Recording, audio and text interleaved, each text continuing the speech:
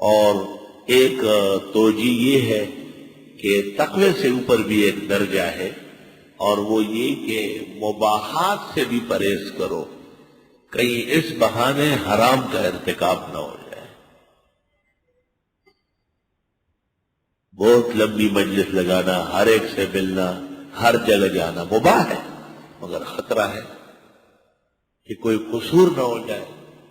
تو لوگ معلوم لوگوں سے ملتے ہیں، معروف جگہوں پہ جاتے ہیں، نامعلوم جگہوں سے بچتے ہیں، کہتے ہیں میرا کیا کام ہوا۔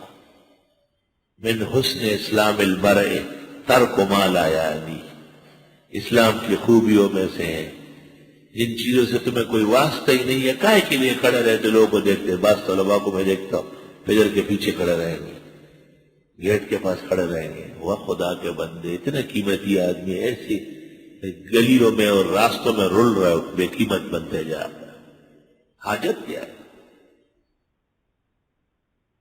میں ایک محدث سے ملنے گیا تھا حیدرآباد میں، وہ پڑھاتے تھے، بہت زمانوں کی بات ہے، 20 سال پہلے کی بات۔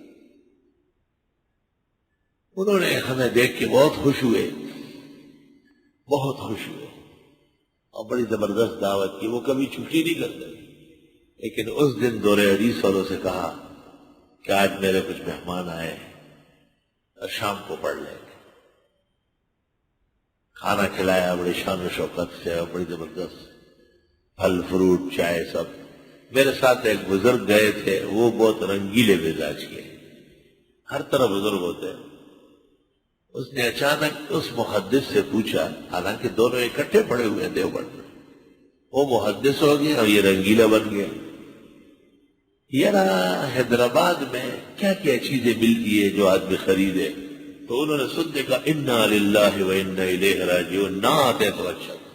میرا حیدرآباد کے بازار سے کیا کام؟ میں خوش ہو گیا، میں نے کہا واقعی ہم محدث سے مل رہے ہیں۔ اللہ اکبر، کاملین کی باتیں کیسے اثر کرتی ہیں۔ زمان حیدرآباد کا بازار سرسکار رہے تمہارا تپوسی میں کی چندگا لگا دل توڑنے رہا ہوا، تمام وقت ضائع کیا ہوا۔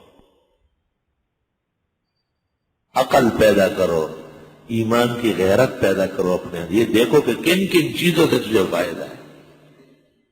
ہر کام میں ہاتھ ڈالنا، کھلا بتر دے دے، دار سے ٹکار دے۔ یہ موت ہے نا، موت الموت، اگر اس کو چنگیری میں رکھ دیا، یہ ریڑی جو ہے نا، اس کی جگہ پہلے چنگیریاں ہوتی تھی، تو چنگیری کے بان کی بنی ہوتی تھی دیہاتوں میں، اس میں لوگ سامان رکھ کے بیچتے تھے۔ اور پھر چنگیری والا گلیوں میں آواز لگائے موت ہے موت، کسی نے لینی ہے، تو سب لوگ گھروں میں گھسیں گے اور کھڑکیاں اور دروازے بند کریں گے کہ ہم کو موت کا کیا کرنا ہے۔ لیکن دنیا میں ایک فرقہ ہے، وہ آہستہ آہستہ اپنے آپ کو رگڑتے ہوئے آئے گا، وہ طالب علم دیکھنے آ جائیں گے، اچھا یہ موت ہے، اچھا قرض دینی ہے، قرض، بس ہر چیز قرض ان کو چاہیے، پیسے مت وہ ابناء السبیل ہے، یہ موت کے لیے بھی جو ہے نا اس سے پیچھے ہٹنے والے نہیں ہیں۔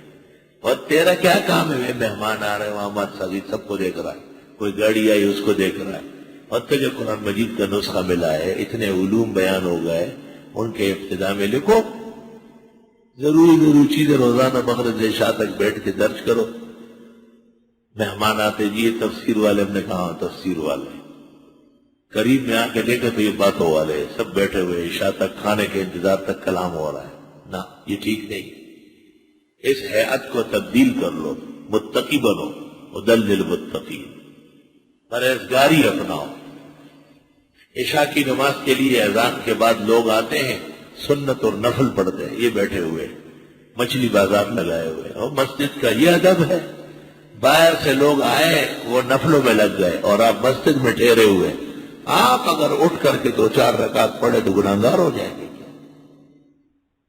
اگر یہ نہیں کر سکتے تو آرام سے، خاموشی سے، اذان کا مطلب یہ ہے کہ بس اب جماعت کا وقت تیار ہے۔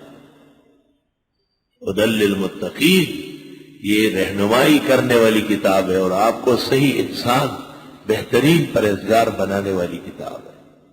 اللہ تعالی ہم سب کو اعلیٰ درجے کی پرہیزگاری دل و جان